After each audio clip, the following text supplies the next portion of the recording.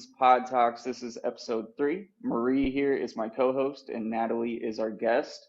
We just got our YouTube up, so if you go into my profile and hit the little YouTube play button, you can subscribe, and I'll get previous videos up. If you missed some of this live or whatever, that's fine. It'll be on there. Also, Marie has it in her link tree, so if you go to Linktree, you can find the link, and it's in there. We also have a sponsor for today. I don't know if Jacob is actually in here yet, but it is for Ashley's Resurfacing in Hazelhurst, Mississippi. So if you are in Mississippi or have family in Mississippi, he does a wonderful job with resurfacing tile, bathtubs, all of it. He supports every form of recovery fully, and he's just an awesome dude. So I wanted to give him a shout out. Basically, I guess I'll start my story.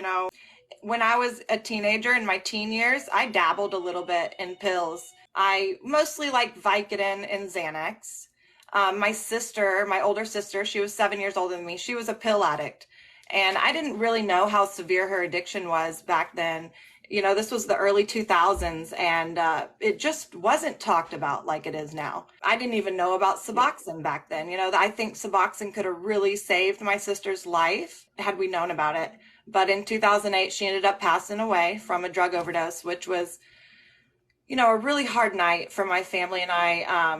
My younger brother was with her that night. He's the one that found her, and he performed CPR on her and sternum rubs. And, he was 16, and I can only imagine what it was like for him. Still to this day, I know he has trauma from that. They found her, he found her. She was on her knees with her face in the carpet, so face forward in the carpet. And I know that I have been in that position many times in my addiction. So, Yep. That's real scary. So since your brother found her, what kind of trauma did he have from that? Because I've been kind of in similar situations, and it just messed me up for the longest time. I know my brother has been in a lot of traumatic situations throughout his life. It's kind of weird. My brother always finds himself in these situations where people are dying or hurt really bad. And that also has to do with his job. He has a job where he has to rescue people. Sure. So he's a helicopter rescue swimmer. So he's around a lot of that. But my brother he's a very funny person. He has a big, dark humor, and he always just lightens the mood all the time, even if has to do around death. My dad, he had ALS, and he shot himself in the head and survived it. And my brother, he goes up to my dad and he's like, "Man, I'm disappointed. I thought you were a better shot than that." Wow. Just says stuff like that to my dad. When my dad was on hospice, it was during COVID time. So my dad was all by himself. My brother went in there and was spending time with him. And before he left, my dad's on hospice. My brother says, "Well, Dad, don't go dying on me now, you hear?" And walks out, gives him a hug. My dad is the type of guy just kind of smiles and rolls his eyes. But just my brother deals with his trauma in a different way than I do, for sure. So after my sister's death, I had a suicide attempt at 19. I had taken a handful of pills, and I was hoping I wouldn't wake up. But when I did, my eyes were all foggy, my ears were muffled, and I started to freak out because my senses were all out of whack. And my dad was the only one home at the time, and I had told him. And that's when he came in with his 9mm at that time. I was 19, and he told me, he cocked it back, and he was like, "If you want to F and die, then let's see you do it." And I was shocked at first. I wasn't expecting that. But at 19, I took it out of his hand. I was like, "F you, I'm going to do it. I don't care anymore," yelling at him. And I put the gun to my head and I pulled the trigger. And I think my dad was really surprised that I actually pulled the trigger. And it just went click. And he was like, took it out of my hand. He was like, "Get your ass in the car. We're going to the hospital right now." And that was the first time I was institutionalized. Right. So when I got out of that treatment, I was able to join the Air Force. My whole family was military. My mom, my dad, my brother, my sister was. So it kind of just felt like normal. What made you choose your position in the military versus what your father and brother took? So I joined the Air Force. My dad always told me, he said, if you want to join the military, the best branches to join is the Air Force or Coast Guard. He says those would be the easiest for you. Those would be just better benefits, better housing, everything. The job I was a vehicle operator. So I operated like heavy machinery, forklifts, AT forklifts, tractor trailer combinations, 7-ton trucks, any GOV, I needed to be certified to drive. So that was my job in the military. And I didn't really choose that job. I kind of just picked the first job, the fastest ship out date, because I was really suffering after my sister's death. And I was like, I just need to get out of here. Sure. So I took the first ship out date, and that was the job. So I was happy with it, And I was able to join the Air Force after my suicide attempt because the Air Force, they signed a waiver saying that it was depression. It was situational depression. So I wasn't yet diagnosed with like depression. They said it was situational. So I was able to join the military.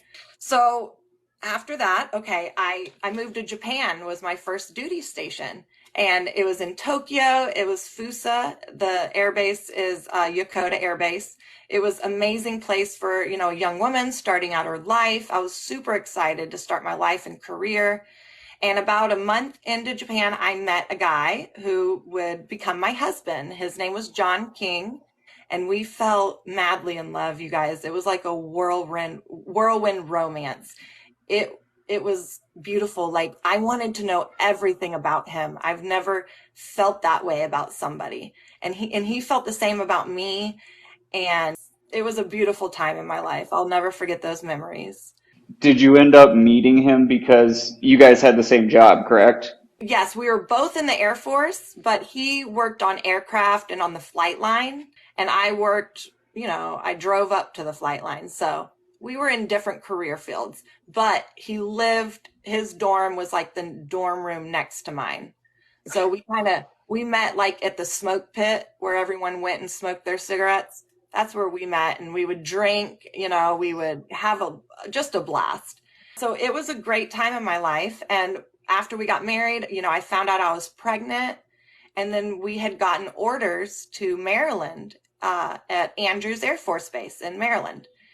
And so we were in the decision of, should I have the baby in Japan and stay a little longer in Japan, or should I have the baby in the States? So we decided to have him in the States so that our family could come up and be with us during that time.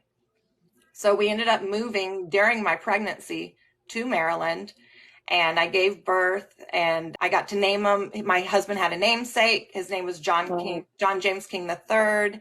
So it was very exciting for us both. We really wanted a boy. 8 months after my son was born, that's when my husband was killed in the military. And that was absolutely devastating. It was the worst day of my life. It still is. And it was, I don't know, it was so traumatizing, you guys. And on top of it, when he was killed, they had to do a whole investigation, the military did. And I couldn't even know what happened. I didn't even know how he died for 6 months. They flew to my house after the investigation, and they opened their big binder book, and they had pictures. They had the autopsy report. They had every single detail of everybody that was in the hangar that day when my husband was killed. And they had just, I looked at every photo. I read every detail, and I needed that closure. You know what I mean? I needed to hear it. People were like, do you want me to take some pictures out? Do you want me to edit out this paragraph, so you don't have to read it? And I was like, no, I need to read everything. I need to. And what had happened was, in the military, when you're driving a government vehicle, you always have to ask for a spotter and to, park your vehicle in the spot. So my husband, I'm sorry, I'm trying to not mess up my words, but it was a ambulift vehicle, and it's made especially for Air Force One to lift handicap people, luggage, things like that. So it's a specially made vehicle, and there's only 2 of them in the entire world, and our military has them. So with that being said, not a lot of people are trained on these vehicles, and not a lot of people know how to drive them. It is a stick shift, things like that. My husband knew how to drive it, but the guy that was driving did not, and he had made the vehicle die a couple times, and my husband walked up to the passenger side and said, "Hey man, do you want to switch? I can drive it and back it up real quick." And the guy goes, "No, I got it. So my husband went to the back of the vehicle, and he said his foot slipped and the vehicle jumped, and it crushed my husband against a wall, and it hit him from the sternum down, and they tried to revive him for 47 minutes. And that, I guess, in that time is when they came to my house and told me that there was an accident and that he was on the way to the hospital, but that everything was okay. And eventually they all showed up in their dress blues and told me that he was gone. I remember watching this video where you talk about all this. First off, why did she say everything was okay? Because I obviously don't it wasn't. Right. So she came to my door, the first sergeant did. She was in her civilian clothes. It was just her. She came to my door maybe 8:39. I was in bed. My mom had the baby downstairs. Thank God my mom was there visiting at that time, because I don't know what I would have done if I was by myself. My mom was due to leave the very Yeah. next day. And so he died on a Sunday. My mom was supposed to fly out Monday, and we got the news that Sunday morning. But anyways, so my mom woke me up and she was like, "His first sergeant is downstairs. I don't know why." I thought maybe he had gotten in trouble. I didn't know nothing. And finally she came down. She said, "Everything's fine. He's just en route to the hospital. There was an accident." I don't know why she said everything was fine. I think they were scrambling. Making sure they were covering tracks, making sure the word didn't get out, rumors didn't get out. I have no idea, but it really pissed me off. It really did. I just wanted everyone to be honest with me, After my husband was killed, the day that he died, I had 2 military doctors come to my bedside. I was at a hotel because I couldn't stay in my house. They put me up in a hotel and they came to my bedside and they asked me, a little bit about my past. I had told them about my sister. I told them about her addiction. And then John, and then they were like, "Okay, we're going to give you Xanax to help you get through these days and cope," basically. And at that time, addiction was the last thing on my mind, to be honest. It was. I wasn't scared to take any pills. I just wanted something to help me feel better, to take this pain away, to numb me. You know what I'm talking about, Marie. Yeah. Absolutely. So I didn't care at that time, and I started taking Xanax, and it got me through the days. I don't remember much about those days, but I see pictures and then it kind of jogs my memory. How much of it was, because I can't even imagine that. How much of it was the fact that you couldn't be there before he was gone? Because Yeah. that would have killed me. Yeah, it was really hard because they had told me that he had passed, and they were like, "We can go see him now at the hospital." And I was like, why I don't know if I should have seen him before that, like when they were trying to revive him for those 47 minutes. I would have loved to be there, but I don't know I wouldn't have loved to be there. You know what I'm saying? I would have liked to have been there. Right. I don't know if I would have been able to handle seeing that. In this time, where was your son? Because I know you had a baby, correct? How Right, old I was the did. baby? He was 8 months during this Oh, time. So my neighbors had taken him so that my mom and I could get things situated and everything at the house. But I had a lot of support. I did have a lot of support. My mom was there. thank God. Thank God. And to be honest, my mom really did a lot of the work with my son. She's the one who stepped up. And I asked my mom today, I was like, "Gosh, Mom, when John died and you saw me," because when you have a child, I would hate to see my child in that much pain, emotional pain. It's one thing, breaking an Yeah. arm or something that hurts you enough. But to see your child emotional pain and there's nothing you can do about it, I can only imagine what my mom was, she felt so hopeless. And I ask her to this day, I'm like, Mom, what was the first thing you thought when they told us that John died? And I just, broke down. She was like, I knew that the next few years were going to be some really, really hard years. And I was like, well, you were right, So after I was prescribed Xanax and we brought my husband's body to Florida and buried him at the National Cemetery, things started getting quiet and I was all by myself. And my mom went back to Texas after about a month. She stayed with me for about a month in Florida and she moved back to Texas, because that's where they lived. And I was all by myself. It was me and my son. And I was so lonely. Every day I hated waking up. I was miserable waking up. I just remember feeling good and happy when I was sleeping because of my dreams. I would have dreams of my husband and a regular life. And then I would wake up and this reality was a nightmare. The reality turned into a nightmare. I remember I would wake up in the mornings just so full of dread I'm sorry. It's okay. Take your time. No, you're good. I know it's hard. I was it wasn't even, I don't even know if it was depression at that point. It was just I hated life. I hated it, you guys. And so I was taking Xanax and my tolerance got higher and higher and I couldn't keep up with it. And it got noticeably worse. I mean, I was passing out everywhere. I would be passed out all the time. People would be getting mad at me. My mom had to come and take my son. They begged me to sign custody of my son to them so that he didn't go to the state. And I was just like, oh my God, where is my life going? Who am I? Who is this person? How am I going to get out of this feeling? And I started going to treatment centers and rehabs and detox over and over and over. And nothing could keep me sober because, I don't know, I didn't even want to live, I think. I think I wanted my life to end at that time in my life. And I met friends in that rehab in some of these places, and their drug of choice was methamphetamine. And soon, hanging out with them, I started using too.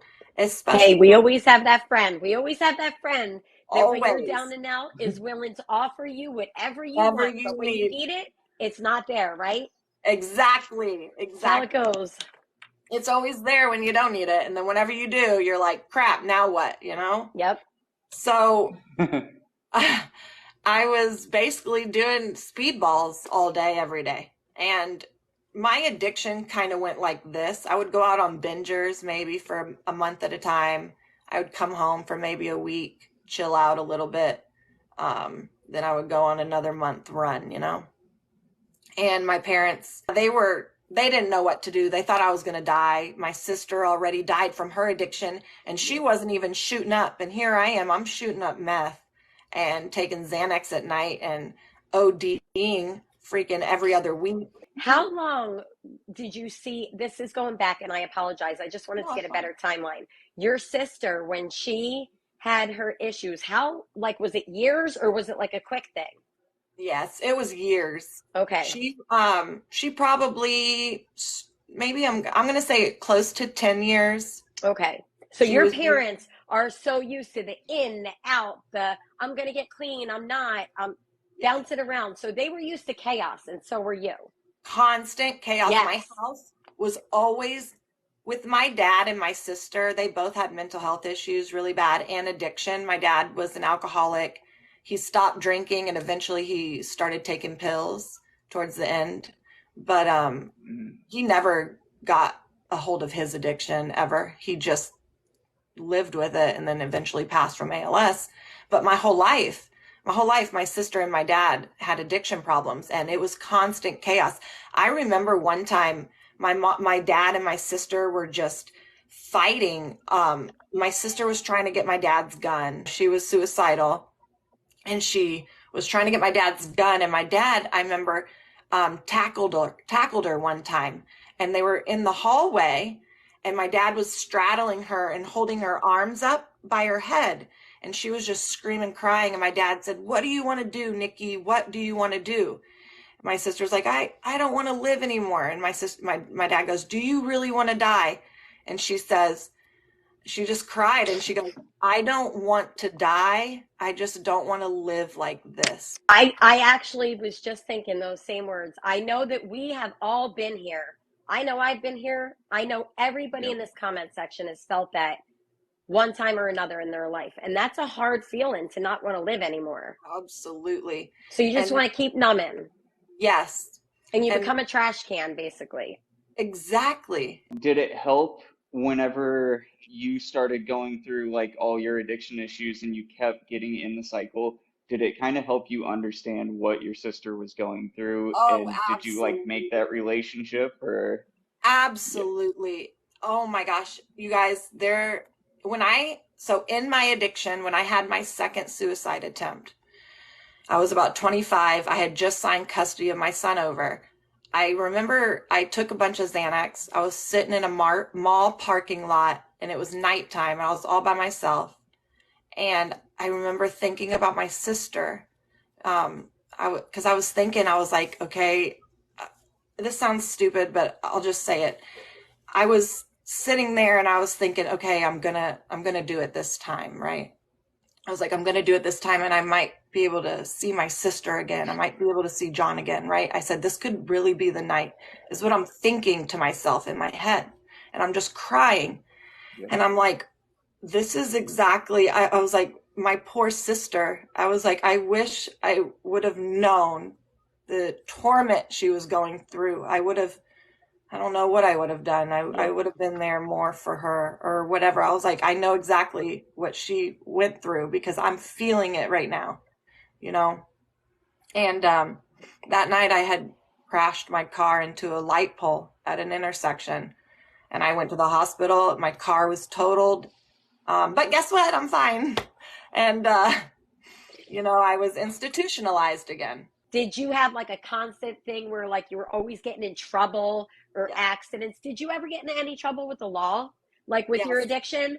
No, so I have been in so many accidents during my addiction, all thanks to Xanax and the Yes. meth. Yes. But every single accident I had so I got my license suspended multiple times, and I was driving on it, and I got a DUI. I crashed head into another car on Xanax. Nobody was hurt. Thank you, God. I don't know what I would have done if that turned out different, or where I'd be, because I don't think I could take much more, you guys. But Absolutely. I agree. Your plate was already loaded. it really was. So nobody was hurt, but I did go to jail. I got a DUI, and then I got my license revoked for 5 years. So I didn't have a driver's license for 5 years. And I sold my car that I had and everything.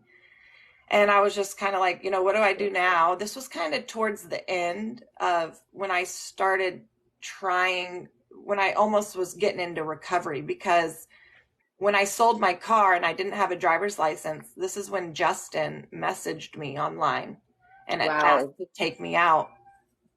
And I remember I took an Uber to our first date, meeting, whatever you want to call it. And I was passed out the whole time. I was nodding out the entire time. And we ended up cutting the meeting early. And he drove me home to my parents' house. And I passed out. And my parents were like, well, Justin, thanks. I guess you can leave now. Sorry. And he was like, well, I'd like to intervene and try to see if I can help get her sober. He was just out of the Army. He did 7 years in the Army, and he wasn't working at that time. So he had the time to be there with me. So I have a question though, because coming from somebody in the Army, like in my head, I would be like, like police, like what was his interest in I know what his interest was, but Yeah. what was his interest like in, Yep. did he ever have family that had addiction issues? Like, was there a reason that he really, you know what I mean? Yes. So Justin has 4 siblings. Okay. 3 of the 4 are addicts. So he understands. He lived it. He knows it. He knows what, all the Yes. bullshit. He knows it all. He knows it all. Okay. 2 of his sisters, he has 2 sisters, 2 brothers, and 2 of his sisters are still extremely in their addiction, still to this day. That's heartbreaking. Yes, and it's really hard Yeah. seeing that still to this day because, they visit and everything, and Justin and I there's nothing we can do for them unless they want the help. So yes, Justin does know, he has some experience with addiction and he knows, what it's like. Yes. So when he wanted to intervene, yes, I ask him all the time. I'm like, why did you stay? Like, what in the world made you stay? Because I saw some of your videos, and there's something about you that reminds me so much of how I used to be. Like the same with the Xanax and all that. How, like, you were very combative. Like, God bless that man. He is an angel, because my gosh, you were very combative towards him in some of I those. was, and I have worse videos on that, but I'm sure you do. Oh my gosh, I can't share everything, It's But a that's, little I mean, for him Sure. to stay, that's like, wow, that just shows the dedication there. And I love that for you, because you deserve to be loved like that, especially after everything that you've been through. It's the truth. Thank you. I think Justin really, because he knew my husband from high school and he knew this a little bit about what had happened, I think honestly he took pity on me. He felt really bad for me. And he knew that I wasn't, not that, I don't know, he knew that I didn't want to live that way. He knew that this was something that was Bigger than you. Me. Yes. Yeah. He knew that I didn't just start taking pills because I wanted to party and get high. Like, he knew that I was masking something deep inside. And when we started my Xanax taper, it took me 2 years. Him and my parents helped. It was both of them. But they held on to my pills and they would taper me each day. And yeah, it was rough. It was real bad. There was times I had pulled a knife on him. I had pulled a knife on him before. There was cops called many times. Did you get the hallucinations and everything a lot? Yeah. Yes, I did. I was hallucinating. It was terrible. It was rough. But man, now God, all this time, did he connect with your son instantly? Like, oh my God, how was that? Because you had a baby at this time. So how was, like, when he came into your life, how was that with your son? Because I know that that's hard. You don't want to just be like introducing your son to everybody, like exactly. There had to be something special that you saw in him. That's what I'm saying. So Justin and I, because he was there to help me, we weren't real like lovey-dovey. We weren't like a couple. So my son, when he met my son, it was more of like a friend, because he never saw it as like a significant other. Does that make sense? It does, yes. He was so good, you guys. And still to this day, once I got to know him over the years, he just has the biggest heart. And I know that him trying to help me and intervene and taking those pictures of me, he wasn't doing it to hurt me. He was really doing it to help me. And it did. He gave me hope, for a future. And when we fell in love, it was nothing like my husband's, whirlwind romance type of thing. It was a slow approaching thing. But when it happened, like, gosh, I love him so much. And I love my husband, and he knows that. Like, he's very accepting that I love them both. And Justin, it takes a certain kind of man. You're right. Accept that. And he's very honorable. He's a very honorable man. And I'm forever I love grateful. that for you. You deserve that. I truly do. It's like he saw somebody broken and he just wanted to pick you up and put you back together piece by piece by piece at Yes, your own pace, though. I know. And there was times I didn't know if we'd make it, you guys. I really didn't.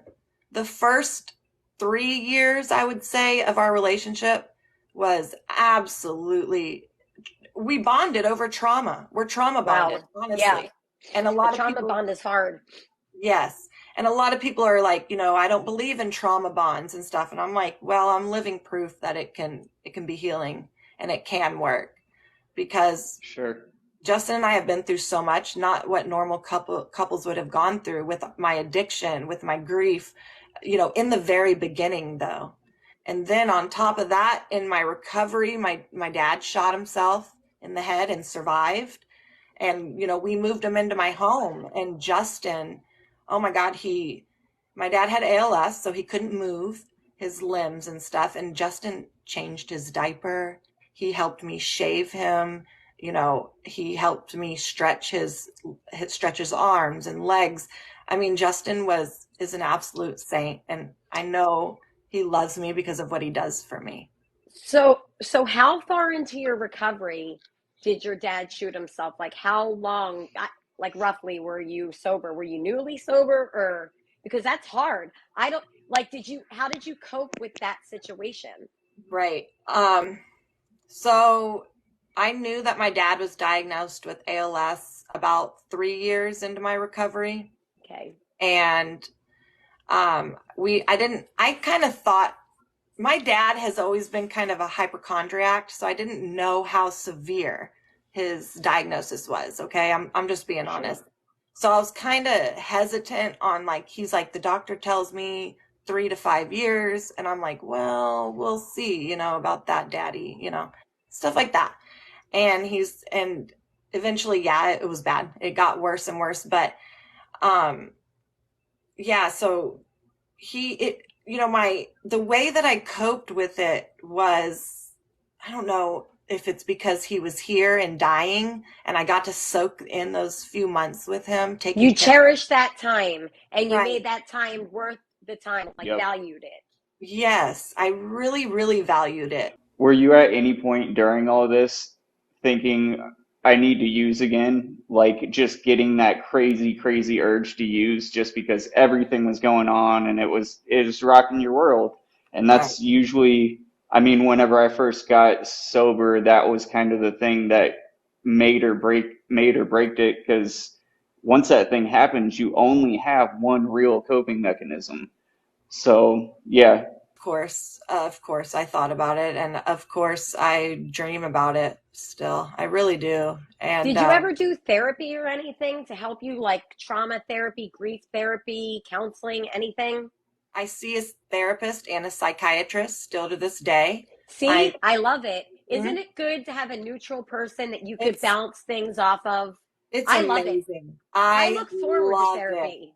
I love it. And I love being able to report to them and tell them how I'm feeling, how even, and when it's good, when it's good feeling, I'm like, you guys, look what I'm doing. It's rewarding, right? It's rewarding. Yes, it is. Absolutely. And, I take mental health meds, and I really think my mental health meds helped a lot in my recovery still. And then, of course, I've mentioned I do meditating. I meditate every single night. I listen to ASMR and I do breathing exercises. You have a tool belt that you've built customizable for you that helps you when you need it. Things to pull out of Yeah. that toolbox. I always say that. And Therapy's taught me those things. yes, and it's not like you do those things in the moment. You do these things every day to help when that moment comes. Does that make sense? Absolutely. It You have helps you to to, be able to handle Yep. any situation, right. anything. And you have to do it daily. Even if you're not hurting or depressed, you have to do it daily to help when that depression or that trigger comes. You know what I mean? And I Yep. I wanted to use, but another thing I don't use, I wasn't able to. I don't know anybody anymore. I have Justin who absolutely wouldn't, I couldn't go out and use and then come home. Justin would be like, what the hell, And so, So he kind of Yep. helps keep you on track along with your therapy and along with like you making videos. Does that help your accountability? oh my gosh, you guys, the videos and TikTok has been so See? healing for me. I didn't know that my videos were going to do good or I would get followers. It just kind of happened. And then as it progressed, it Yep. has been so healing to tell my story and get the confirmation from other people or the people that have been in similar situations. Oh my gosh, I'm like, I'm not alone. Yep. You're not, because there are so many people here that I feel such a deep connection with, you Me being one of them. too. I feel like your story is is so traumatic, but it's such a beautiful thing. How Look at what you did. You did that. I You know. did the work. You changed your life Some around, and that's sometimes positive. I still can't believe it. I'm like, 5 years ago, I would have never thought I'd be where I'm at today, helping people Absolutely. and Right. everything. So what do you do to help people? Like what is your social platform done to help you to help people?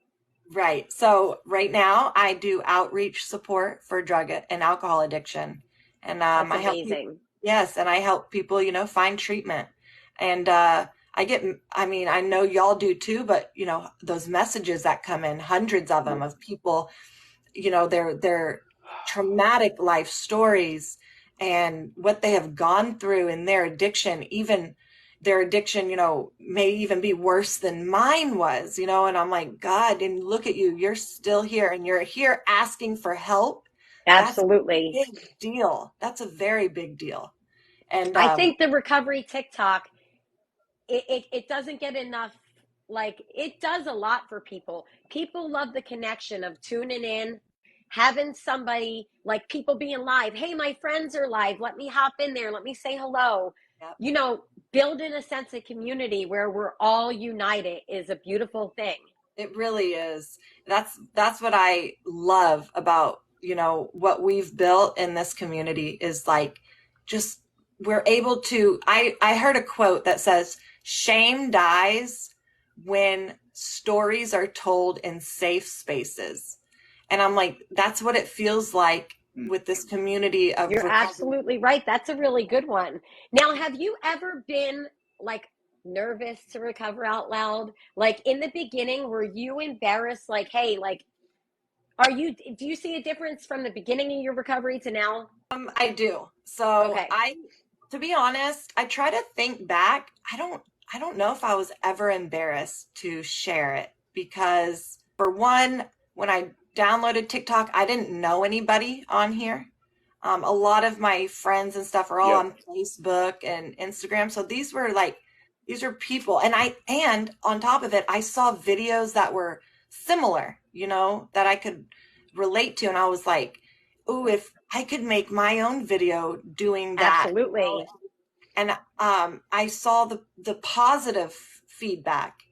And so it wasn't that hard for me. I know that it's really important to see because if I could have had this type of community or seen Absolutely. addiction when my sister was in addiction, it could have Yes. saved her life. I could have been like, that looks like my sister. Oh my gosh, she is really bad in addiction. Something like that. But yeah, I was never really afraid. Sometimes I'm embarrassed by some of the like addiction videos that I share, but I can't help that. That's You're raw and you're real. And that's what yes, people really appreciate about someone. They don't want someone to sugarcoat it, they want the truth. I And know. that's what I find TikTok. It's the truth about things. The Like I truth. don't go to Google anymore. I go to TikTok. Me too. Your kids know because you recover out loud, so they must hear you making videos, right? Mhm. They What do do. they like? Do you tell them age appropriately? Like Yes. what So happened? my 4-year-old, of course, he doesn't know anything. He Yeah, just whatever. But my 11-year-old, he he I don't let him watch my videos. He follows me, but he's not on TikTok a lot. And I tell him, I said, before you watch any of my videos, ask me which ones you're watching before you watch. He's like, okay, but he knows, that he lost his Aunt Nikki, he lost his dad. He was here when Grandpa shot himself, and, he watched us take care of him, and he asked, why doesn't Grandpa have an eye anymore? Stuff like that. And I had to tell him, a lot of people struggle with mental health, and some of us are suffering, and sometimes it's too much. Now, since you believe in therapy, have you ever thought about getting your son therapy for some of the traumatic events that have occurred throughout his life? Absolutely. We have gone to therapy, and see, I like that. I love that. He has done it for months, but his therapist told me not that long ago that she thinks that he's doing great and that he doesn't really need her anymore. That's amazing. But if he needs her in the future, she'll always be there. But she's like, he's perfectly fine and healthy. But see, that's amazing because you're addressing issues at a young age. And with mental health being something in the family, like a genetic thing, it's very important to be on top of those things before it even happens. Know to be 10 steps ahead now, right? Absolutely. I am always on the lookout for how to help him and avoid these feelings. The road that we went down. Yeah. Yes. Always. Yep. That's what I'm always doing. How did you have that conversation with your son about his dad? I never actually sat down. Well, I mean, I've sat down with him, of course, and we talk about his dad, but since he was 8 months old, I kind of just always talked about his dad, no matter what. I'd always be like, Daddy's up, up in the sky, and we'll say happy birthday to him and release balloons. Or I'll take him to his grave, and say, show him his name and how to read his name and what it says on the tombstone, and so we kind of just always talked about him. So it wasn't like a sit down talk. And I was like, look, because he was so young, he was a baby at the time. So he didn't really have any memory of anything. Right. So we always told him Daddy's in heaven and Daddy's in your heart. That's all he knew. Yeah. That's what he knew. All he's ever known. Absolutely. And so now that he's 11, he just he knows now, but he knows that understands, Daddy's in our heart. You do a good job with your kids, and I'm super proud of how far you've come. When I see those videos of you coming off the benzos, I can relate to you so much. And I'm sure that so many people here have sat there, been there, felt lonely, felt like you just wanted it all to be done and over with. But guess what? There's a light at the end of the tunnel. Yep. There's always hope. And no matter what, just remember your worst days that you have been through in the past, everything always turns out okay. It always does. No matter what you're going through, just think it always turns out okay. You have to have faith. So how was your journey coming off of Suboxone? Right. I know you were on Suboxone for a while, correct? Right. So I was on Suboxone. Now, I was on Suboxone a totally different way. So after my husband died, my dad, he was taking Suboxone he got it from a pain management doctor. And I would take his Suboxone and cut it and take little strips of it. And that's how I got addicted to him. But it helped me in my depression and stuff. It kind of helped me get through the days and push through because I was high, because I didn't have a tolerance at that time. Well, about a year taking this Suboxone, my dad found out I was taking the Suboxone. He was like, look, either you need to stop taking it or you need to go to a doctor and get your own prescription and explain to them what exactly happened. So I went to my dad's pain management doctor and I told him I was taking my dad's prescription. I have back pain is what I told him. And I said I was taking my dad's prescription for my back pain and now I can't stop taking it. So he prescribed me 2 of the 8 milligram strips a day. It helped me at first, but like I said, after a year, it stopped giving me that euphoric feeling. It just didn't give me that anymore. So I found myself only taking Suboxone to avoid withdrawal, just so I could feel normal. I wasn't high, I wasn't abused. You felt dependent on it. I was dependent. Dependent. Even though I Yep. started off taking it when I wasn't supposed to, it eventually just became dependent on it. And I wasn't abusing it or anything. Yep. And eventually, after like 4 years of being on I think I was on 16 milligrams for 2 years and then 8 milligrams for another 2 years. So after the 4 years, I was like, okay, I just need to get off of it because I just want to be normal. Like, I don't want to take something to avoid withdrawal anymore. Yes. So that's when I started my taper, about 4 years in. Now, were you on the benzos at this time? Were you taking benzos and? So in the beginning, yes, I was. So, okay. I mean, I guess really what all I was taking was meth, benzos, and then my Suboxone. But I wasn't taking Suboxone, I wasn't shooting it or snorting it. I was just taking it to avoid withdrawal. Yeah, taking it the normal way because you Right. became dependent on it because you were taking it for such a extended amount of time. Right. That's what happens. That's normal. Mm-hmm. And then so that's whenever I had gotten off, and then I was clean off of benzos and meth, and then I started my taper. So after I was clean off of that is when I started tapering like heavily. And how long did it take you to taper off? So since I did a taper over basically 9 years, I was on 16 milligrams for 4 years and then 8 milligrams for 2 years because that's when I got pregnant. But I was clean off of benzos and meth after when I dropped down to 8 milligrams, that's when I was clean off of benzos and meth. Like, did you feel like the lingering effects of the benzos for a long time? Like the withdrawal? Yes. Yeah, that's horrible, isn't it? Yeah. The aches Terrible. in your body, the everything. My memory, still to this day, my memory is just shot, you guys. Yeah, me too. And sometimes I forget, like, even when I'm talking, having a normal conversation, I'll forget what I was talking about. I have to remind myself, like, what was I talking about again? But okay, so to answer your question, I was probably it took me about a year from 1 milligram down to 1.125. Yep. Wow. So about a year. What was the reasoning for not doing something like Sublocade? So I didn't do the Sublocade because I didn't know about the shot until I was like on 0.5 or 0.25.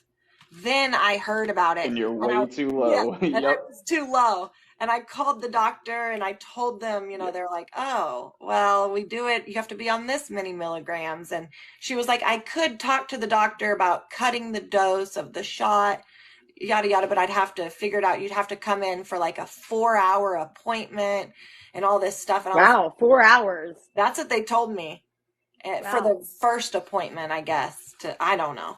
But yeah, so I was like, you know what?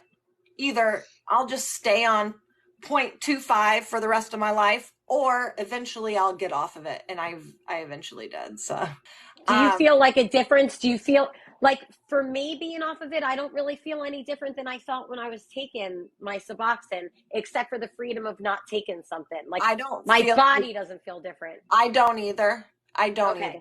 It kind of just, that's why when I stopped it at 0.125, I was like, oh my gosh, I don't feel any withdrawal. I don't feel sick. Yeah. I feel normal. Yeah. And it really got me like, I was happy and energetic because I was like, holy crap, is this really over with, Yep. Well, and that's what I try to explain to a lot of people about the mental side of things, because you had the right mentality. You were doing everything right. And that's why it was so easy for you.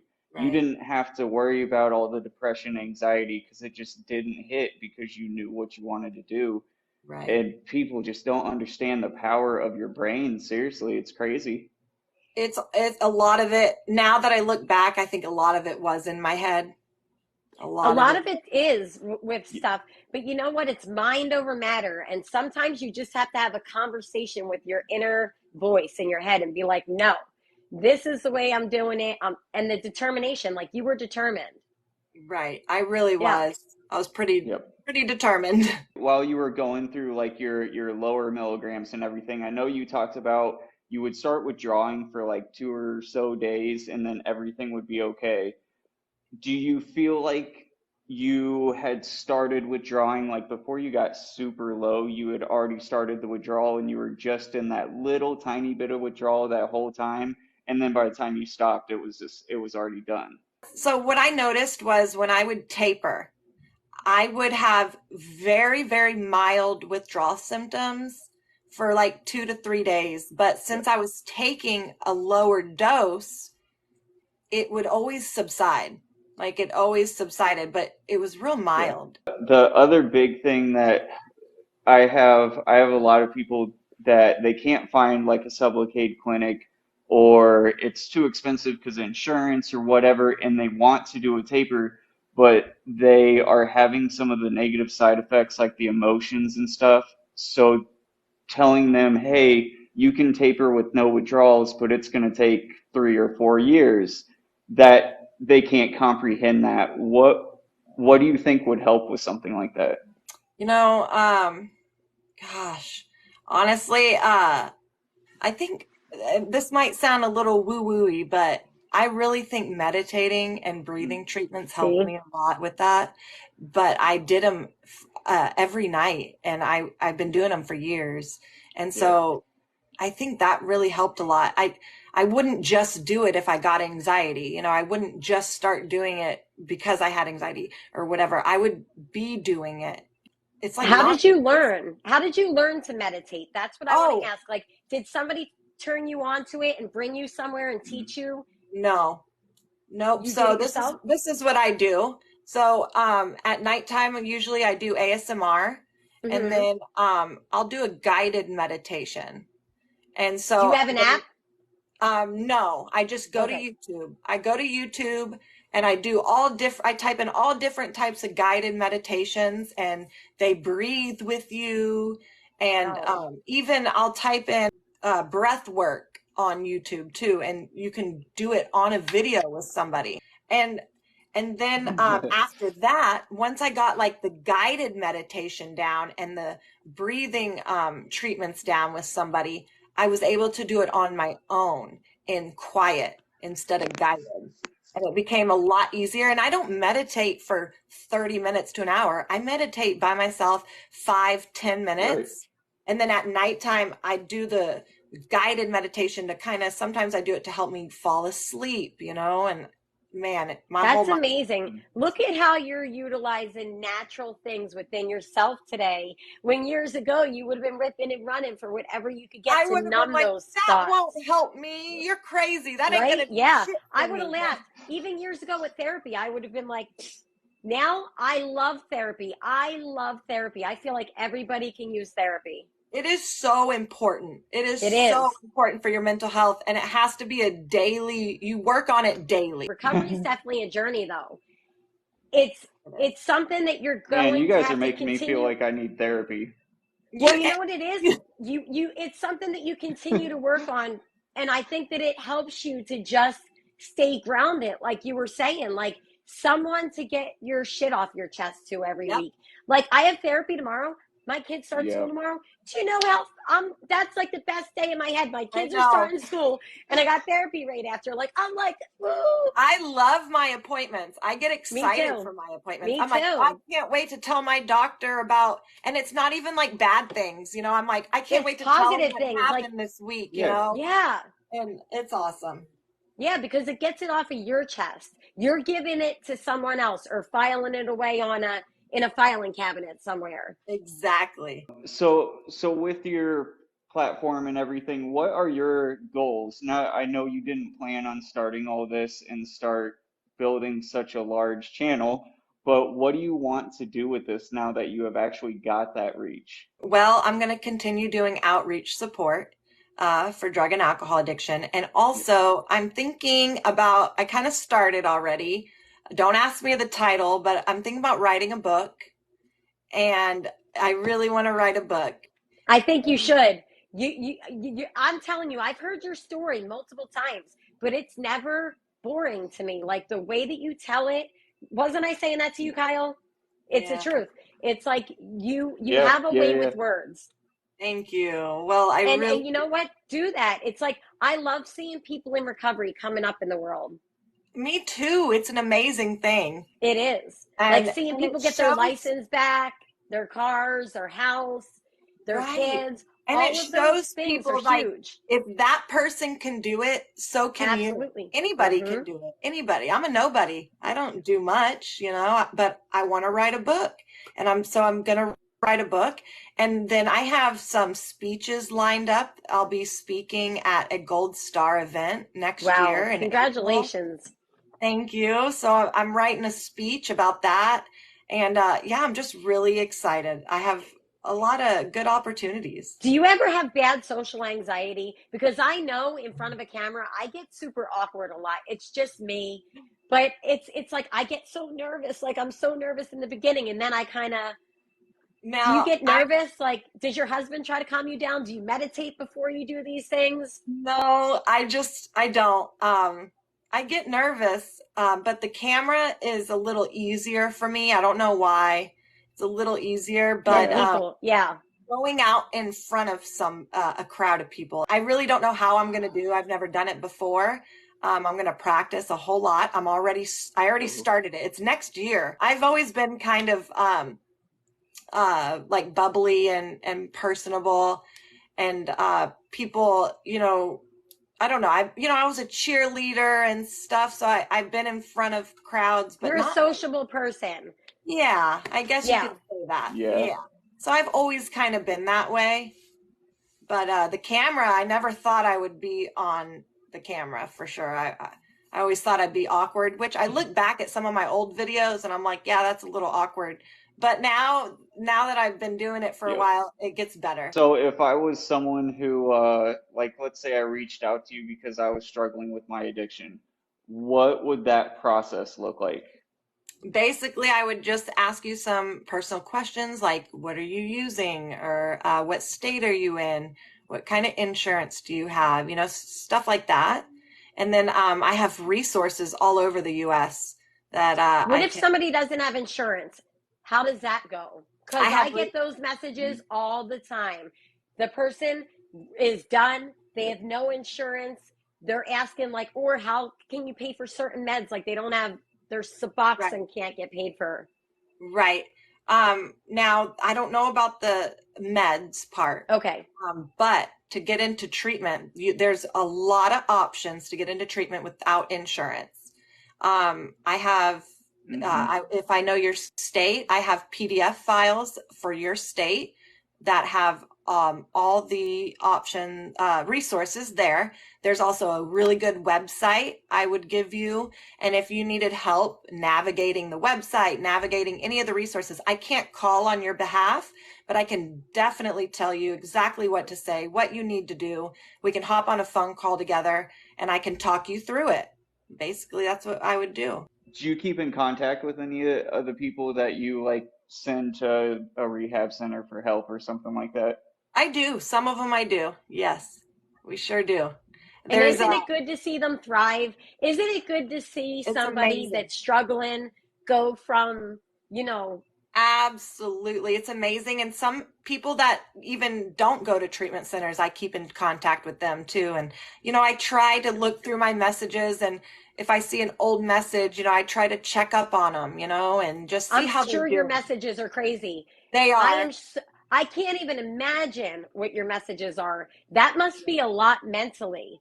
It is. It is. How do you handle that? Do you set a certain time that you go on TikTok? Do you set a certain time that you post your videos, or a certain time that you're like, I'm not going on there right now? So usually I try to post a video, at least one video a week. I don't post every day. I know y'all know that. I try to post at least once or twice a week. But as far as messages go, I try to answer them between 8 to 5.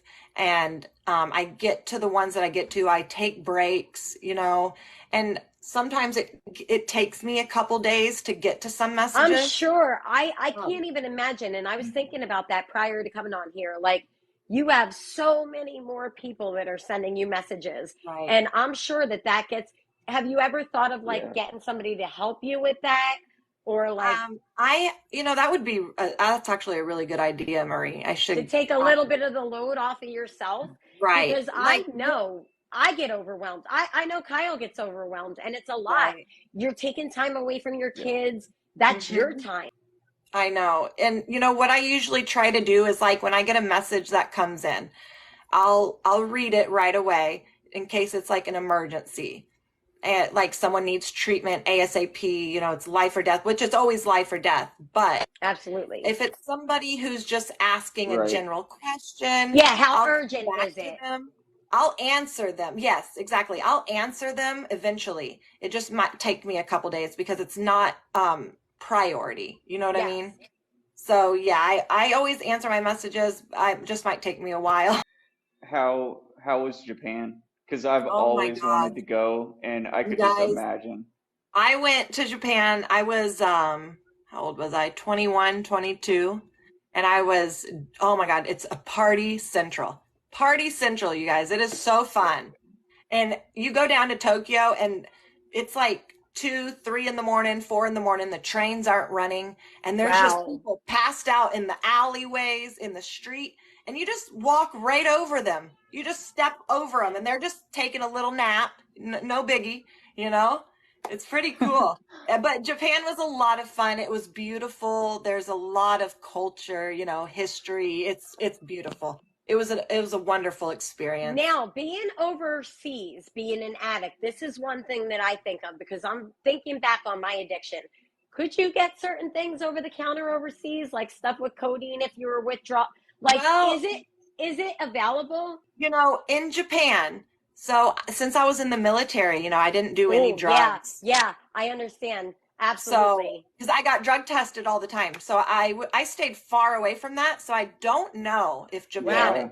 can get that. I don't know. yeah. But I mean, I would think so, right? Yeah, I would think so too, because different countries have different, like they're I flexible about, like you can get Yeah, I codeine right used to over the order counter. them. In my addiction, I ordered Xanax and Somas and stuff I online. used to do the somas. I can't even Mm. imagine. Oh my God. They gave me Soma shakes. I used to I used to call it the soma coma, and I'd be Yeah, twitching and yeah, drooling at the same time. Oh, me too. Oh my God, I hate those things. Oh, and I would seize. I kept having seizures. Like I would yeah. make myself get to the point where I was literally having seizures. I end up in the hospital, The not first time knowing. I did Somas, I was with my sister, and she had the 500 milligram ones.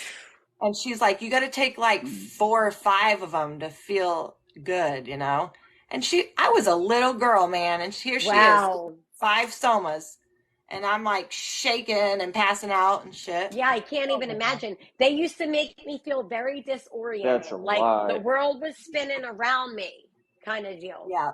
Yep. Yeah. Yep. Whew, And they the make me soma coma, super right? tired. They make my tongue kind of go numb or something, like, or a Yeah, where you're like, tingly. yeah. Yeah, it's weird. Would you have had any issues? Sorry, like completely off topic. Would you have had any issues if you guys would have had your son in Japan? Just because it's the location, you're not in the US. So yeah, I I, was curious about that. well, Kyle, I think of that often. Like, I wish to this day we would have stayed in Japan and had my son in Japan. Because honestly, I don't know, my husband probably wouldn't have been killed. And, my addiction probably wouldn't have been easily accessible. But I think about that a lot, Yep. Kyle. I sure do. It would have been different. It's Um, hard telling that story, and when I think about it, it just brings back so many memories and emotions. I try to desensitize. I talk about it so much, it's kind of desensitizing. But man, just the death part of my story, it's hard, you Yeah. guys. It's trauma hard. is a hard thing to work through. Have you done any specific therapies like EMDR, I haven't. CPT? I have I've not heard that done. EMDR therapy is amazing. It's supposed to really help with trauma, and I'm on the waiting list for that. But I think that it's very important to continue down like the meditation and the natural things that you're doing to help your brain heal. It's never going to heal, but it's going to help you to stay on the right track. Absolutely.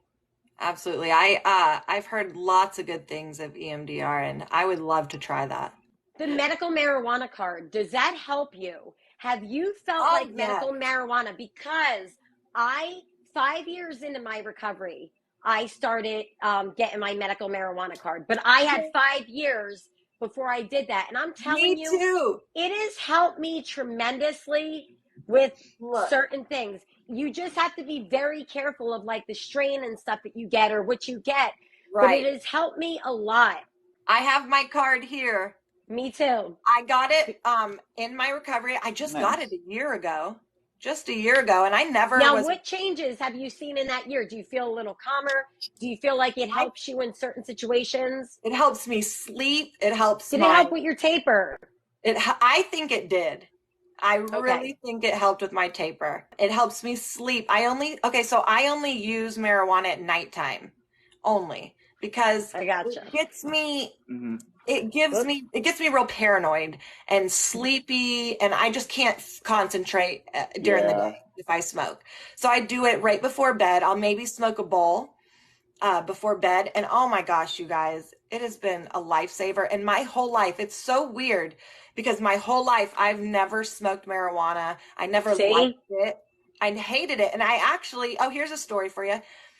I actually had a really bad experience with marijuana in 10th grade. I took one hit. It wasn't laced with anything. It was me and some friends, and I literally passed out and had a seizure. I It's because, remember hearing that story before. yes, Have you had I seizures before ever, no. or was that okay? That was the one and only time in my Wow. whole life that that's That's happened. scary. And your parents are probably like, oh my God, right? Yes. So yeah. So Wow.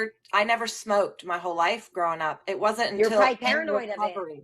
Right. It wasn't until in recovery, and I was What in made you recovery like decide that 12 though? years. What made you say like five, whatever years into your recovery, you decided, you know what? I'm going to try something that gave me a seizure. Like, Right. did, So I was talking to my psychiatrist, and I was having a really hard time falling asleep. And see? he was going through the medications that I could take. He said, there's Ambien. I said, no, I don't want Ambien. He said, there's trazodone. No, I don't want trazodone. He said, there's, a bunch of just lists of medications. I said, Same honestly, thing. I said, Doc, I don't want to be on any pills. It makes me groggy. I don't know what else to do for my sleep, but I have insomnia really bad. And Yep. he's the one who suggested to try medical marijuana. And so I tried it, and it worked. And it has been a lifesaver. I'm glad that you utilize that because when you go down the pill route, a lot of times you have that hungover feeling the next Oh, day. Like, who horrible. wants to feel that way? I get freaked out with psych meds because I've had so many negative experiences of being put on the wrong meds and having like wicked bad side effects. So it's important, Yep. to take the natural route sometimes. And I have one key question because I'm curious about this. When I was on Suboxone, I had the worst insomnia, exactly what you were explaining. But then when I got on the Sublocade, I started to sleep. My whole entire sleep. So my doctor told me that it was the other ingredient in the Suboxone. It was a naltrexone that was The keeping me awake. naloxone. Yeah, I'm sorry, I'm saying it wrong. Was keeping me awake. And I really truly believe that because guess what? I sleep through the night now that I'm off Yeah. everything. So it had to be the Suboxone keeping me up. I Yep. literally tried every single medication, just like you said. They went down the list of like, Yes. Marie, we can't give you anything else. And then I'm like, I don't want the Ambien. I don't want that. And when I Right. tried the edible, it helped me. I freaking slept. And then when I got off the Suboxone, I started sleeping. Are you sleeping through the night now? Like, say you don't utilize medical marijuana. Do you Hmm. sleep better now? There's some nights where I don't have to smoke at all. I can just fall See, asleep. And I that's used how to I am. never be able to do that. That's another thing that's helped me in recovery, you guys. I was going to add this to my tools on my tool belt. Having an Right. important and a good, healthy morning routine has Yes. helped me so much. having a morning routine is amazing. What do you do in the morning? Like, what is your Oh, morning well, it's routine? nothing special. I wake up. But it's the same thing every It's the day. same thing You every stick day. to a schedule. That's how I am. I'm very So, schedule oriented. yes. So I wake up in the mornings, I make my bed, I go get a coffee, and then I come home and I get my kids ready for school and I start my job. And it's every morning I just do the same thing. It's amazing. You know, I learned how to make my bed every Okay. morning the second I jump out of it from Gel. And ever since then, my parents used to tell me to make my bed. I wouldn't make it. Gel has taught me, boom, the bed got to be made right. And The military taught Jail me. and I military. was about to say that. Thanks, you guys. It was really fun, Heck and I yeah. appreciate y'all having me on. I love talking to you guys. So, Thank you. It was good. We Heck yeah. definitely got to keep in touch. And now I know what Natalee you are. absolutely. It's okay, Marie. Oh my God. Do not forget, everybody, follow Natalee, follow Marie, follow me. You can watch the other podcasts on YouTube if you just click the little link in my bio. Otherwise, yeah, that is all we've got. Thank you very much for coming in, and we'll see you guys later. Bye, guys. Thank you.